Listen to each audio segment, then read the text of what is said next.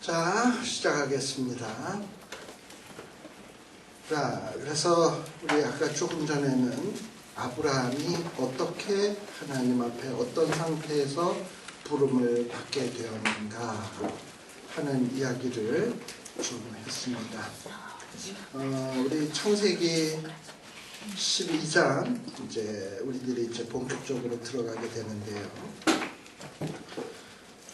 사실 어떻게 보면 하나님께서는 이 인류를 축복하시기를 원했어요. 근데 인류는 하나님의 지시하는 대로 따르질 않아가지고 어떤 이 축복을 누리질 못하고 자꾸 어떤 문제만 일으키게 되는 것을 보게 돼요.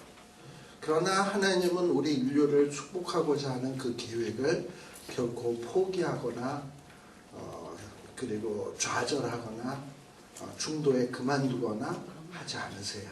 한번 하나님은 작정을 하셨으면 끝까지 이루시는 하나님이세요. 그래서 아담 때 실패되었던 것, 그리고 노아 때 실패되었던 것, 또 바벨탑 사건으로 인해서 실패되었던 축복을 지금 우리 하나님께서는 아브라함을 통해서 회복시키려고 지금 계획 중에 있는 거예요. 그리고 그 아브라함을 바로 그런 축복의 그 스타트, 조상으로 삼고 그 후손들이 그 축복을 정말 이 땅 위에 복의 근원으로서 전파할 사람들로 만들기 원하시는 것이 이게 하나님의 계획인 겁니다. 그래서 이 창세기 12장서부터 보게 되면 하나님께서 아브라함과 그 후손들에게 이 축복하시는 장면이 계속 반복되고 있는 것을 볼 수 있어요. 제가 여러분들 교재에도 뭐 여러 가지 써놨습니다만 뭐 창세기 12장 1절에서 3절에도 하나님의 축복의 내용이고요. 13장 15절에서 16절에도 축복의 내용이고 15장 5절 뭐 이렇게 쭉 나와 있죠. 이렇게 하나님이 아브라함에게 얼마나 많은 축복을 하고 있는지 모릅니다. 자, 그런데 하나님께서 누굴 통해서 그 축복을 주시기를 원하느냐? 여러분들 창세기 12장 3절 보게 되면 하나님이 누굴 통해서 복을 주시기를 원하냐? 거기 보면 너를 축복하는 자에게는 내가 복을 내리고 너를 축복하는 자에게는 내가 저주하리니 땅의 모든 족속이 너를 인하여 복을 얻을 것이니라 라고 얘기를 합니다. 여기 보면 이 너라고 돼 있으니까 아브라함을 얘기한 것 같죠? 자, 그런데 땅의 모든 족속이 아브라함을 인하여 복을 받으려면 아브라함이 모든 족속을 만나러 다녀야 될 거 아니야. 가능해요? 또 모든 족속이면은 과거, 현재, 미래에 있는 모든 족속을 다 만나려면 아브라함은 영원히 살아 있어야 되잖아. 그러기도 쉽지 않죠? 그래서 지금 여기에서 아브라함에게 복 주겠다고 하는 것은 아브라함 개인에게만 복 주겠다는 얘기가 아니에요. 아브라함과 아브라함의 후손을 포함해서 하나님이 축복하겠다는 거예요. 그래서 아브라함과 그의 씨를 통해서 하나님이 축복을 하시게 되는데 바로 이 아브라함과 그의 씨에 대해서 우리가 어떤 태도를 갖느냐에 따라서 이 참 축복과 저주가 갈려지게 되는 것을 보게 돼요. 우리가 아브라함 사건에서도 봅니다만은 아브라함하고 같이 있을 때는 복돼. 근데 아브라함하고 떠나면 참으로 화가 미쳐. 그 대표적인 예가 누구냐면 롯 같은 경우가 그래요. 아브라함하고 함께 할 때는 참 복된대. 세퍼레이트 되고 나니까 소돔과 고모라에 무서운 심판이 있게 되는 것을 보게 돼요. 그리고 아브라함에게 호의적으로 대하는 자들에게는 하나님이 축복하려고 하지만 예를 들어서 아브라함의 아내를 탐하거나 빼앗으려고 하는 자에게는 하나님이 재앙으로 임하시기도 하고 그랬어요. 이렇게 아브라함과 아브라함에게 후손에 대해서 선대하는 자에게는 하나님도 선대하시지만 아브라함과 아브라함의 후손에게 정말 해코지 하려고 하는 자들에게 하나님이 가차없이 징계하는 것을 우리들이 보게 됩니다. 이렇게 하나님이 지정하신 것에 대해서 정말 그것을 따르는 자에겐 축복이 있지만 하나님이 명하신 것과 다르게 행동하는 자들에게는 항상 어떤 무서운 심판이 있어요. 선악을 알게 하는 나무를 따먹지 말라 하는 명령에 대해서 순종하는 자에게는 정말 죽지 아니하는 이런 은혜가 있겠지만 정말 그 명령을 우습게 알고 어기게 되면 죽음이 찾아오는 것이고, 그리고 성경에서 이제 이후에 무슨 신명기 같은 말씀, 이런 말씀에 잘 순종하면 들어가도 복받고 나와도 복받고 떡반죽 그릇이 복받고 하겠지만 그런 어떤 하나님의 명령에 불순종하게 되면 또 그 반대의 저주들이 또 줄줄이 임하게 되는 거거든요. 이렇게 하나님의 이 말씀에 대해서 어떻게 대하느냐라는 것입니다. 근데 여기서 우리들이 좀 생각해야 될 것이 아브라함과 그 후손인데요. 우리 하나님께서는 어떤 이 씨에 대한 얘기, 후손에 대한 얘기를 어디서부터 시작을 했냐면 창세기 3장 15절. 거기에 보면 장차 누가 온다? 여자의 후손이었다. 근데 이 여자의 후손은 뭐 할 자냐 하면 뱀의 머리를 상하게 할 자예요. 그러나 또 반면에 뱀에 의해서 발꿈치가 상하여지기도 해요. 그러나 머리를 상하게 하시는 분이니까 결국에 승리하신다 이 얘기죠. 그래서 여자의 후손이 약속이 되었습니다. 근데 이 여자의 후손이 누굴 통해서 나오냐? 또 아브라함의 후손을 통해서 나오게 돼 있는 거예요. 셈의 후손, 아브라함의 후손을 통해서 나오게 돼 있어요. 그래서 이 아브라함의 후손이 여러분들 마태복음 1장 1절 아마 아실 거예요. 아브라함과 다윗의 자손 예수 그리스도의 세계라 하면서 그 다음에 족보가 나오죠. 마태복음 1장에 보면. 그래서 이 족보의 족보가 누구에 대한 족보입니까? 예수님께로 이어지는 족보인데 거기에 제일 앞머리에 뭐라고 되어 있냐? 아브라함과 다윗의 자손 예수 그리스도의 세계. 그래서 결국은 예수님이 누구의 후손이라는 얘기입니까? 아브라함의 후손이라는 얘기예요. 또 결국 또 다윗의 후손이기도 하지만, 자, 그런데 우리 온 인류에게 있어서 축복과 저주가 뭐에 의해서 갈립니까? 예수 그리스도를 영접하느냐 영접하지 않느냐에 따라서 정말 축복을 받기도 하고 영원한 생명을 얻기도 하고 구원을 얻기도 하지만 주를 영접지 아니하고 주님을 받아들이지 않는 자에게는 영원한 형벌이 있지 않습니까? 이렇게 하나님이 지정해 주신 이 복의 근원으로서 지정해 주신 이것에 대해서 우리가 어떤 태도를 취하느냐에 따라서 이 사람의 운명이 바뀌어지게 돼 있어요. 그래서 이 아브라함도 그러한 샘플이라는 거예요. 그래서 우리 성경에 보게 되면 뭐라고 되어 있습니까? 3절에 보면 너를 축복하는 자에게는 내가 복을 내리고 너를 저주하는 자에게는 내가 저주하겠다. 이 얘기는 1차적으로는 누구 얘기입니까? 아브라함을 축복하는 자에게는 하나님이 축복하지만 아브라함을 저주하는 자에게는 하나님이 벌을 하시겠다는 거예요. 그러나 이건 아브라함하고만 한 얘기가 아니거든. 아브라함의 후손들하고도 한 얘기거든요. 그러면 이 얘기는 또 뭘로도 바꿀 수 있는 거냐? 저와 여러분은 뭐예요? 아브라함의 후손이잖아. 우리 같은 과잖아. 그러니까는 같은 과니까 우리도 아브라함의 후손이거든요. 그러니까 누군가가 나를 축복하는 자에게는 참 그 사람 복 받을게요. 그죠? 그러나 나를 축복하지 않는 사람은 뭐예요? 벌 받을게요. 그거예요. 그러니까는 나를 축복하는 자는 저 사람 복 받게 돼 있어. 그러나 나를 힘들게 하는 자는 하나님 앞에 매를 벌고 있는 거예요. 그러니까 언젠가 한번 돼지게 혼나는 거죠. 그 사실이 확실하게 믿어지면요, 나를 해코지하는 사람이 믿지 않습니다. 오히려 불쌍해집니다. 왜냐? 나를 괴롭히면 괴롭힐수록 매를 벌고 있는데 얼마나 불쌍해. 그러니까 우리 예수님의 기도가 나오는 거지. 저들이 하는 일을 알지 못하나 매를 벌고 있는 거를 모르고 있는 거야. 그러니까 저들의 죄를 용서하여 주옵소서라고가 되는, 그게 믿어지면 그게 되는 거예요. 그러니까 우리도 여기에 보면 너라는 말에 아브라함 대신에 나를 넣을 수도 있어요. 아멘. 그러나 또 최종적으로 중요한 거, 너라는 말이 아브라함의 후손 가운데서 정말 복의 근원이 되는 인물은 누구냐면 예수 그리스도거든. 그러니까 예수 그리스도에게 축복하고 예수 그리스도를 기뻐하고 찬양 돌리고 영광 돌리는 자에게는 정말 하나님이 축복하시겠지만, 예수 그리스도에 대해서 악담을 하거나 믿지 아니하거나 거부하면 그거는 영원한 형벌을 면할 수 없는 얘기입니다. 그래서 이 창세기 12장 1절에서부터 3절은 그야말로 다양한 의미를 갖고 있는 내용이다라는 것을 여러분들이 기억할 필요가 있어요. 그래서 너가 누구냐? 물론 아브라함이에요.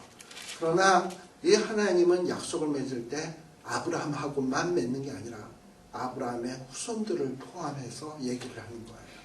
그래서 마태복음에서 아브라함과 다윗의 자손 예수 그리스도의 세계라 라고 마태가 이야기하는 이유는 뭐냐? 아브라함에게 약속했던 그분이 그 약속이 드디어 그의 후손들인 우리에게 지금 그 약속이 성취되고 있는 거다. 아멘. 하나님은 만일에 아브라함하고만 약속을 맺었는데 아브라함이 죽었다. 그럼 약속 지킬 이유가 없잖아요. 그렇죠. 뭐 약속 당사자가 죽었는데 뭘 약속을 지켜, 그죠? 그러나 하나님의 약속은 그 당사자하고만 한 게 아니라 당사자의 후손까지 포함한 얘기이기 때문에 하나님은 마태복음에서 반드시 그 아브라함에게 했던 약속을 기억하시고 예수 그리스도를 태어나게 해야 되는 거예요. 복의 근원을. 그리고 그분을 통해서 이 땅 위에 복의 근원이 쫙 퍼져서 우리가 축복받을 수 있도록 해야 되는 거예요. 그래서 마태복음 1장 1절에서 아브라함과 다윗의 자손 예수 그리스도의 세계라 라고 얘기하는 이유가 거기 있다라는 것을 여러분들이 기억을 하십시오. 자, 그리고 또 우리 12장에서 보게 되면 이 아브라함의 이야기에 보게 되면 이제 하나님이 아브라함을 부르시죠. 4절에 보면 아브라함이 이제 뭘 쫓아갑니까? 말씀을 쫓아가라. 자, 하나님은 눈에 보여요? 안 보여요? 안 보여요. 안 보여요. 안 보이죠? 네. 그런데 안 보이는데 어떻게 쫓아가? 안 보이는데 안 보이는데 말씀으로 쫓아가? 그럼 하나님이 여기 이러고 가면 저기 어디 이러고 가나? 어? 그거 뭐 어떻게 하는 거야 이거 도대체? 그렇잖아요. 또 그렇다고 또 아브라함 때는 성경책이 있었던 것도 아니고. 그러니까 아무튼 참 이게 그런 거예요. 자, 그래서 우리가 보이지 않는 하나님을 쫓아간다. 이게 뭐냐? 보이지 않는 하나님을 안 보이는데 어떻게 쫓아가? 안 보이는데. 그러니까 보이지 않는 하나님이 하시는 말씀을 듣고 이렇게 해라 저렇게 해라 하면 그걸 순종하는 게 쫓아가는 거예요. 그러니까 아브라함도 아마도 하나님께서 시시때때로 이렇게 해라 저렇게 해라 말씀을 하셨겠지. 그럴 때마다 그 말씀을 쫓아서 가는 거예요. 자, 그래서 이 하나님, 특별히 지금 여기서 하나님의 말씀을 쫓았다라는 말은 창세기 12장 우리 1, 2, 3절을 얘기하는 거겠죠. 지금 이 하란 땅에서 아버지도 죽었으니까 뭐 해라? 죽치고 너도 계속 있지 말고 떠나라. 그래서 그 말씀을 쫓아, 달리 표현하면 순종하여 일어서서 떠나는 거죠. 이게 바로 아브라함이 하나님의 말씀을 쫓아서 가는 거예요. 자, 근데 이 아브라함이 하란을 떠날 때 나이가 몇 살이었다? 75세. 여기 75세 되신 분은 아니 계신 것 같으네요. 우리 권사님 한 65세밖에 안 되셨죠? 네.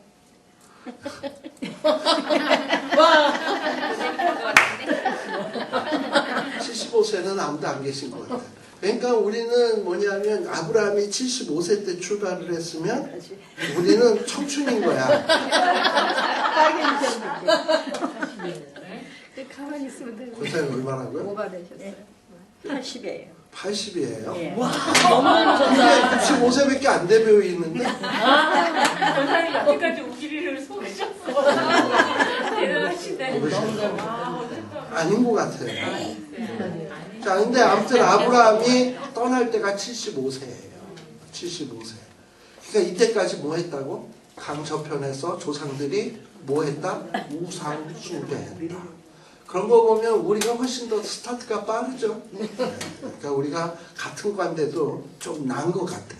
시작이. 그러면 시작이 좀 나았으면 나중은 더 창대해야지. 그죠? 자, 그런데 여기에 보면 우리들이 뭘 유심히 보실 필요가 있냐면 이 아브라함이 이제 떠나서 가나안 땅으로 마침내 들어갑니다.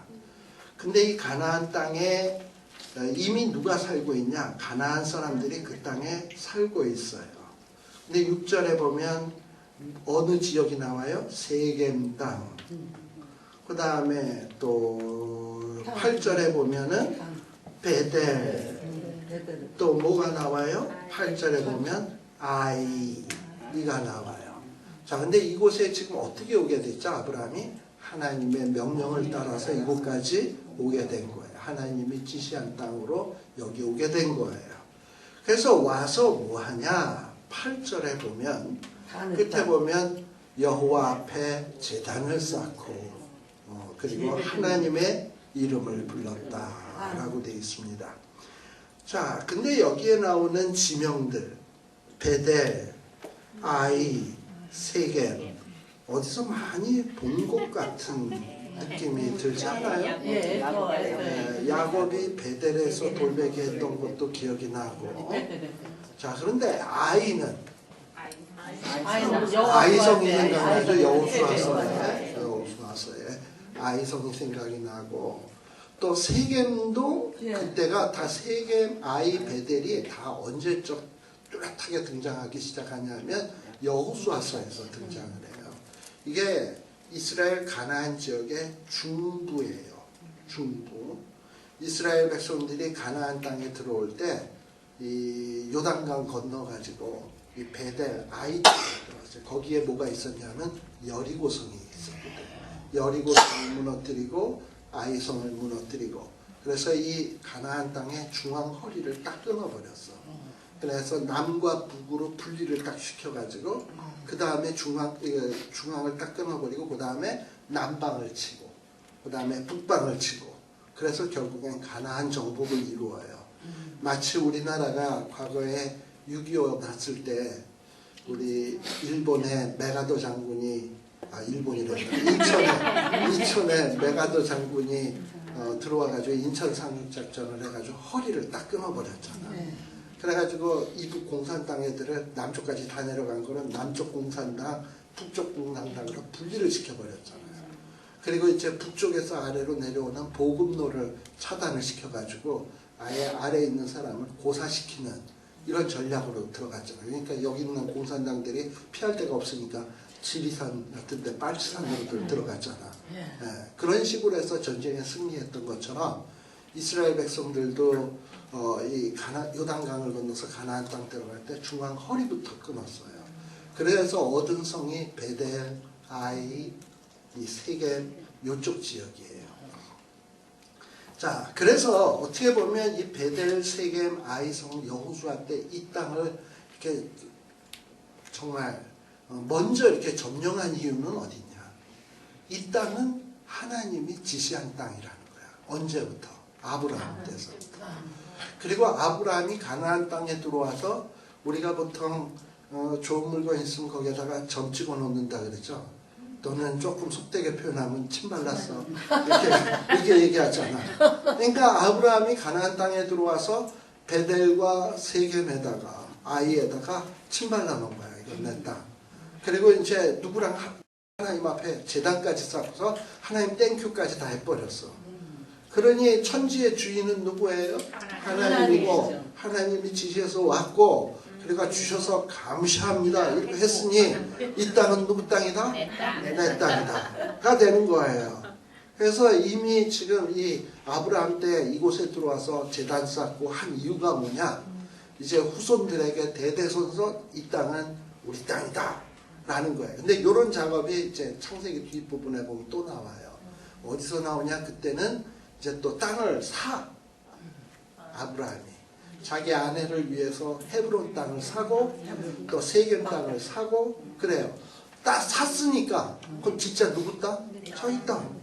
그러니까 여호수아 때 이스라엘 백성들이 그 땅을 점령하는 이유는 뭐냐? 우리 조상이 사놓은 땅 우리가 도로 찾는데 그렇잖아요. 그렇죠. 예를 들어서 내가 돈 주고 땅을 사놨어요. 집을 사놨어요. 근데 좀 일이 생겨서 좀 집을 비웠어요. 그래서 누가 들어와서 살았어요.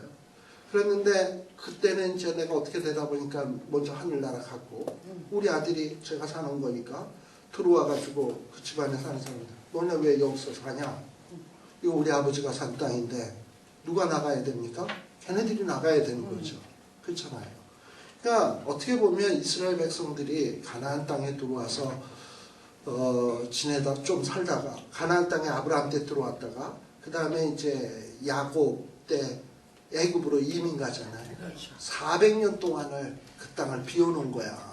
돈 주고 사놓고 재단도 다 쌓아놓고 했었는데 그러다 보니까 400년 동안 들어와서 살던 사람들이 내 땅이거니 주인 행세하면서 산 거예요. 그러다가 이스라엘 백성들이 출애굽을 해가지고 다시 나타난 거거든요. 흔히 가나안 사람 입장에서는 이거 내 땅인데 이럴 것이고 이스라엘 사람 입장에서는 네 땅은 무슨 네 땅, 하나님 주신 땅이고 우리 이미 친발로 놓은 땅이고 돈 주고 산 땅인데 이러니까는 전쟁이 안 날 수가 없는 거야. 사실 어떻게 보면 그런 전쟁은 오늘날까지도 계속되고 있는 거예요. 왜냐 이스라엘 백성들이 또 로마에 멸망하고 난 다음에 2000년 동안 또 그 땅을 비워놨잖아. 그랬더니 또 2000년 동안 또 오만 것들이 들어와서 또 다 살았잖아요. 그러다가 또 이스라엘 백성들이 돌아와 보니까 니들 왜 여기서 사냐 이거 우리 땅인데 이러니까는 그 전쟁이 안 나겠습니까? 네, 그러니까 계속 이스라엘은 전쟁할 수밖에 없는 거예요.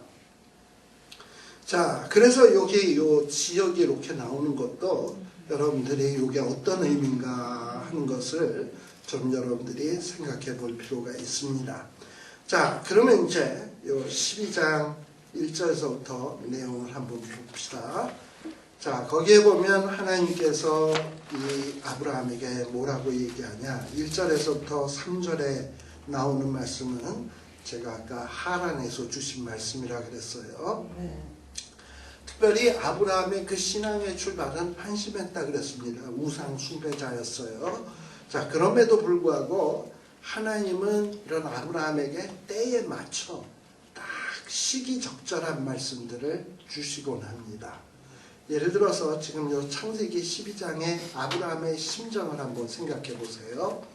누가 죽었다? 아버지 데라가 죽었다. 슬픔.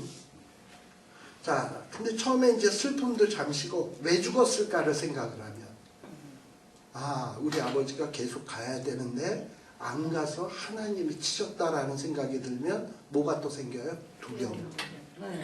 그렇죠? 두려움 생기죠.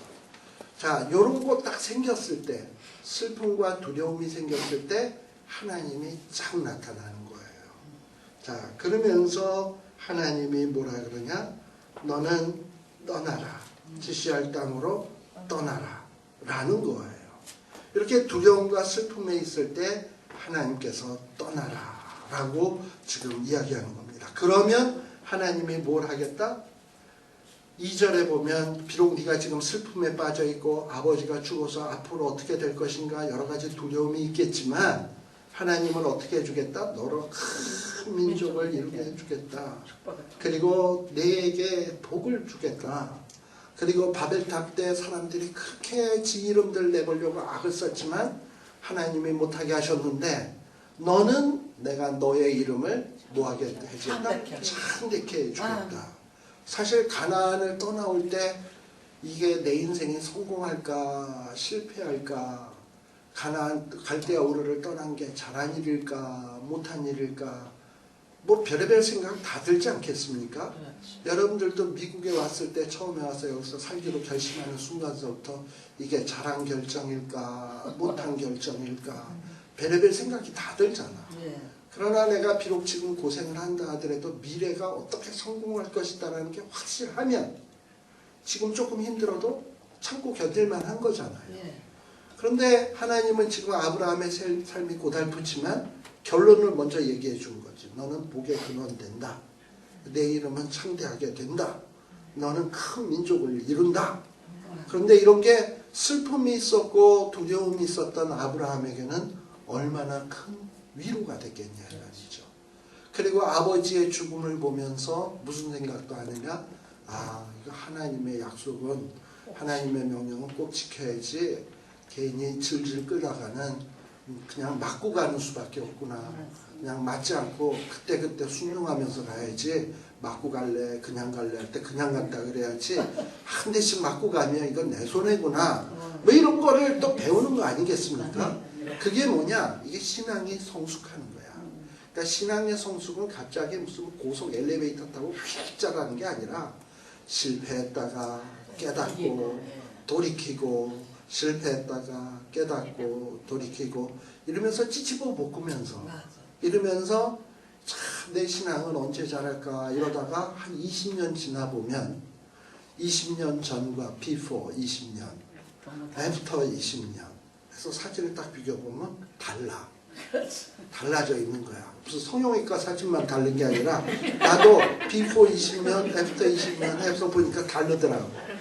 이렇게 보면 아, 이게 그 순간순간에는 뭐 전혀 성숙이라는 게 없는 것 같은데 찌집어 먹다 보면 어느 정도 이렇게 세월이 지나다 보면 애들 보면 이거 언제 클까 싶어서 그냥 밥 먹이고 우유 먹이고 뭐 하다 보면 그냥 잠자다 일어나면 조금씩 커져 있듯이 그게 그러면서 자라는 거예요. 신앙은 그렇게 크는 거예요.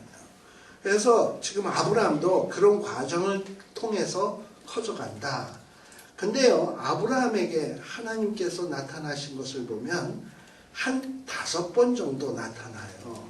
자, 어디에 나타나느냐 하면 지금 창세기 12장에 나타났죠? 네, 12장에 나타났고, 그 다음에 또 어디에서 나오냐 하면은 쭉 내려가서 보면은 12장 다음에 13장에 보게 되면 언제 나타나냐? 13장 14절에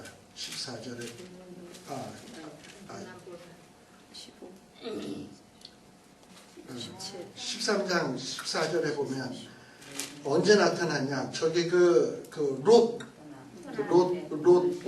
헤어지고 난 다음에 13장 14절인데요.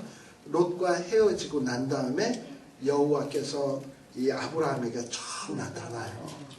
근데 이때는 왜 나타나냐? 제가 아까 얘기했습니다만 아브라함하고 롯과의 관계는 단순히 삼촌 조카의 관계가 아니다. 왜냐? 하란이 일찍 죽는 바람에 아브라함이 거의 입양한 아들이나 마찬가지다. 그리고 아브라함은 오랫동안 자식이 없었다 그랬죠? 네. 그래서 이 롯은 자식과 같은 아들이에요. 그렇죠. 자식과 같은 조카예요. 근데 이 자식과 같은 조카와 어떤 문제가 생기냐? 재산 다툼의 문제가 생겼어.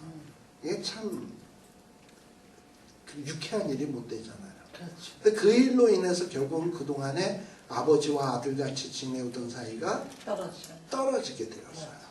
그 얼마나 마음에 상처가 되겠습니까? 그런데다가 여러분들 그 당시에는 우리는 뭐 요즘은 체력이 국력 이러지만은 그 당시에는 뭐냐면 머릿수가 국력이야. 우리가 보통 이런 말 하잖아요. 뭐 이렇게 하다가 안 되면 야야야야야 쪽수로 밀어붙여 그러잖아요. 그런 얘기 들어보셨어요? 쪽이 뭡니까? 얼굴 쪽이잖아요. 여러 얼굴이 있는 사람들로 밀어붙여. 그러니까 여러 사람들이 그냥 힘으로 그냥 막 이렇게 얘기를 하면은 뭐 상대방이 못하잖아요. 인해 전술로 달겨들면. 그것처럼 당시에는 뭐가 이게 힘이냐? 수가 많은 게, 가족 수가 많고 같이 사는 사람이 많아야 적들이 우습게 안 봐요. 그런데 아브라함의 목자들, 또 롯의 목자들이 어떻게 됐냐? 이게 나누어졌어. 우리가 이승만 대통령의 그 유명한 말을 알잖아요. 뭉치면 살고 흩어지면 죽습니다. 그거잖아요. 근데 지금 뭉쳐도 살똥말똥인데 서로 지금 헤어지게 되었으니 사실 이게 얼마나 두려운 일이겠습니까? 그런데 이럴 때 하나님이 처음 나타나서 하시는 말씀이 뭐냐? 롯과 헤어지고 난 다음에 특히 이제 롯과 헤어졌을 때 또 어떤 마음도 드느냐? 여러분들 13장 10절에 한번 보세요. 롯이 선택한 땅은 어떤 땅이었냐? 롯이 눈을 들어 요단들을 바라본즉 물이 넉넉하지요. 그리고 그 동산은 소돔과 고모라가 멸하기 전이었는고로 어떤 땅 같다? 여호와의 동산 같고 애굽 땅과 같았더라. 누구의 얘기입니까? 이 얘기가? 보통 이 나레이션이라는 말 들어봤어요? 나레이터. 응? 나레이터의 이야기죠. 이게 좀 누가 얘기한 게 아니라 보니까 롯이 보니까 아름다운데 이렇더라라고 얘기하는 거잖아요. 지금 뭐 아브라함이 얘기한 것도 아니고 롯이 얘기한 것도 아니에요. 이거는 지금 저자가 얘기한 거예요. 이만큼 지금 이 롯이 선택한 땅은 여호와의 동산 같고 애굽 땅처럼 아름다운 땅이었습니다. 자, 그렇다면 이런 땅이 없다면 지금 저자의 눈에도 그렇게 보인다면 아브라함의 눈에는 어땠을까? 아브라함도 볼 때 뭐 조카 롯이 좋게 봤으면 지가 볼 때도 좋은 거지, 그죠? 네, 좋은 거죠. 자, 그런데 그동안 아버지처럼 지냈던 아브라함이 지금 저 땅을 딱 보고서 저쪽이 좋은 줄 뻔히 아는데 이놈아 장유유서다. 저 땅 내가 갖는다. 너 절로 가라. 차마 이럴 수 있겠습니까? 못하지. 그러니까 그래도 좀 아버지 같았는데 위험을 살려야지. 그러고서 이제 어떻게 했겠습니까? 네가 좌하면 내가 우하고 우하면 내가 좌하리라. 그랬는데 소돔과 고모라가 어딨냐? 우측에 있거든. 그러니까 이제 소돔 보고 롯 보고 네가 우하면 좌하고 내가 좌하면 우한다 이렇게 해놓고서는 네가 결정해라. 그러고서 속으로 뭐라 그랬을까? 좌. 이랬겠지. 예, 그랬는데 소돔이 우 했단 말이지. 그러면 그 순간에 어떤 생각이 들었을까? 보는 눈은 있어가지고 그랬겠죠? 그냥 제 생각이에요. 보는 눈은 있어가지고. 그러고서는 근데 뭐 남아 이런 중천금인데 어떤 또 아버지 같은 사람이 취소 우리 다 딴 걸로 뭐 이럴 수 없잖아요. 그러고서는 뭐 롯이 그렇게 선택을 했으니 어쩔 거야? 그래 그럼 네가 절로 가거라 하면서 뒤돌아올 때 가슴이 유쾌하다 짠하다. 자, 그런데 우리 하나님은요, 사람은 외모를 보거니와 하나님은 뭘 보신다? 중심을 보신다. 그러면 아브라함의 마음이 짠한 거 하나님은 아신다? 모르신다? 아신다. 그렇죠. 그러니까 우리 하나님은 마음의 중심을 딱 아시기 때문에 그때 딱 적합한 말씀을 주시는 거예요. 그래서 여러분들 13장 14절에 보면 롯이 아브라함을 떠난 후에 물론 자식과 같은 롯이 떠났으니까 마음에 슬픔이 있어요. 그러나 또 한편으로는 어떤 마음도 있냐? 롯이 또 눈은 있어가지고 좋은 땅 싹 가지고 갔잖아. 가슴이 짠하지. 섭섭하단 말이지. 그랬더니 하나님이 벌써 아브라함의 마음속에 슬픔보단 짠한 마음이 더 큰 걸 딱 아시고 네가 여호와의 동산 같고 저 좋은 땅 롯에게 뺏긴 것 때문에 가슴이 짠하냐? 너는 이제 눈을 들어 어디를 봐라? 동서남북을 바라봐. 어떻다? 보이는 땅을 내가 너와 내 자손에게 주리니 어떻게 된다? 영원히 이루리라. 위로가 돼요? 안 돼요? 되겠죠? 뭐 동서남북을 바라보는데 이거 다 주겠다는데 그 다음에는 이제 또 하나 이 롯의 어떤 마음이 있었습니까? 롯의 마음 속에는 아들과 같은 조카를 지금 잃어버렸잖아. 그래서 이제 지금 아브라함에게는 아들도 없으니까 누구에게 상속을 해야 될지도 참 불안한 상황이잖아요. 근데 저렇게 롯까지 떠났으니 이제 나는 미래가 없구나 이런 생각할 수가 있잖아요. 근데 그런 마음을 딱 아시는 하나님께서 16절에 뭐라 그래요? 내가 내 자손으로 땅에 티끌같이 하리. 즉, 이 아브라함의 미래도 어떻게 해주시겠다? 보장해 주시겠다. 그러니까 지금 이 아브라함에게 얼마나 시기적절한 하나님의 말씀이냐 하는 거예요. 이런 거예요. 자, 그 다음에는 또 어떤 일이 벌어지냐 하면 14장에 보게 되면 이 롯이 소돔과 고모라가로 갔던 이 롯이 그만 전쟁에 휘말려 가지고 사람들이 이 롯의 식구들을 다 잡아갑니다.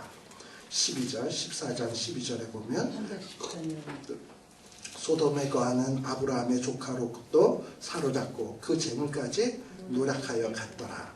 그래서 13절, 14절에 보게 되면 아브라함이 그 얘기를 듣고 318명의 가신 자기의 노복들을 데리고 쳐들어가서 찾아옵니다. 자, 찾아오고 난 다음에 16절이 바로 찾아온 얘기죠. 그리고 난 다음에는 이제 어떻게 되느냐, 15장에 보면 하나님이 나타나요. 하나님이 또 나타나는데, 자, 여러분들 한번 생각해 보세요. 롯을 누가 잡아갔어요. 재산도 약탈해 갔어요. A라고 하는 사람이 롯의 식구들을 다 잡아갔어. 그런데 갑자기 누가 그런 어떤 싸움에 끼어든 거냐 하면 B라고 하는 아브라함이 끼어드는 거예요. 어떻게 보면 아브라함은 제 3자야. 그렇잖아.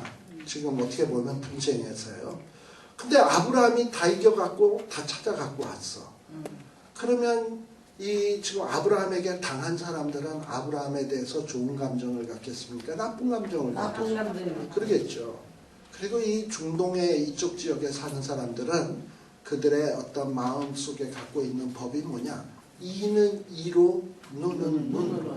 아니 우리랑 상관없는 게 들어와서 우리한테 뺏어가? 너 두고 봐라. 그리고선 가만 안 놔두겠다. 이런 마음이 있는 거예요.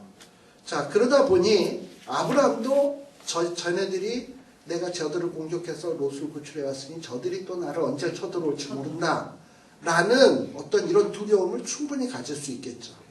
또 그런 어떤 마음을 갖고 있다 보니까 좀 두려운 거야. 그런데 15장 1절에 보게 되면 이후에 여호와의 말씀이 이상 중에 아브라함에게 임하여 가라사대 아브라함아 뭐 하지 마라? 두려워 말라. 나는 너의 방패요 너의 지극히 큰 상급이니라 라고 얘기를 해주는 거예요. 즉 이 얘기를 통해서 아브라함 막 두려워하다가 하나님이 그 두려워하는 마음을 하시고 그때 착 나타나서 이렇게 얘기를 해주시면 이 아브라함에게 얼마나 힘이 되고 위로가 되는 말씀이겠습니까? 그죠? 이러면서 이 아브라함의 믿음은 또 한 단계 성숙하는 거예요.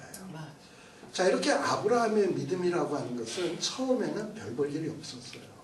그러나 아브라함이 가슴이 짠해할 때 또 아버지를 잃고 정말 약속을 안 지켰더니 이런 어떤 화를 당하는구나 이렇게 좀 느끼고 있을 때 하나님의 말씀을 통해서 확신시켜 주시고 뭐가 잘못됐는지 뭐가 어때야 되는지 요걸 이렇게 가르쳐 확인을 시켜 주시잖아. 그때 이런 과정을 통해서 이 비 온 뒤에 그 땅이 굳어진다고 아브라함의 믿음이 점점 단단해져 가는 거예요. 그래서 우리가 예수를 믿는다고 해서 예수를 믿고 뭐 어느 날 은혜 받아서 기도원에 가서 하고 막 기도하고 막 이렇게 난리를 피운다고 해서 갑자기 신앙이 확 자라냐? 안 그래. 기도원 끝나고 난 다음에 그러면 기도원에서 은혜 받았는데 내려올 때 누가 자꾸 시비 걸어서 또 대판 싸우는 게 우리예요. 네? 그러고서 싸우고 또 내려와서 은혜 받았는데 또 열받아가지고 너 때문에 은혜 다 쏟아내는데 이러다가 또 뭐 이러다가 또 어느 날 또 깨지고 또 그래서 은혜 받고 뭐 이러면서 또 말씀 듣다가 내가 이놈 성질이 안 죽는구나 이러면서 깨닫고 뭐 이러면서 우리의 믿음이 다져지고 아브라함이 몇 년 걸렸다? 38년 이렇게 지나듯이 이런 과정을 우리도 한 38년쯤 겪다 보면 어떻게 되느냐? 달라져요. 그렇죠. 그런 거예요. 신앙생활이라는 게 갑자기 달라지는 게 아니에요. 근데 그럼 가만히 있어도 달라지는구나. 그건 아니야. 어떻게 해야 되냐? 그냥 계속 쫓아가고 그러다가 또 우리가 약해서 넘어지기도 하고 또 회개하고 그러니까 이 하나님의 울타리 안에서 해야 돼. 그래서 기도해야 돼. 기도해도 죄죠. 그러나 또 그 다음에 또 기도해야 돼. 네, 회개하는 기도를 해야 돼.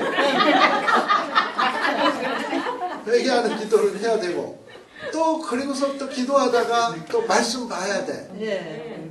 말씀을 보다 보면 내가 여기서 잘못됐구나. 내가 역시 또 아브라함하고 비슷한 데가 있구나. 또 이렇게 깨달아.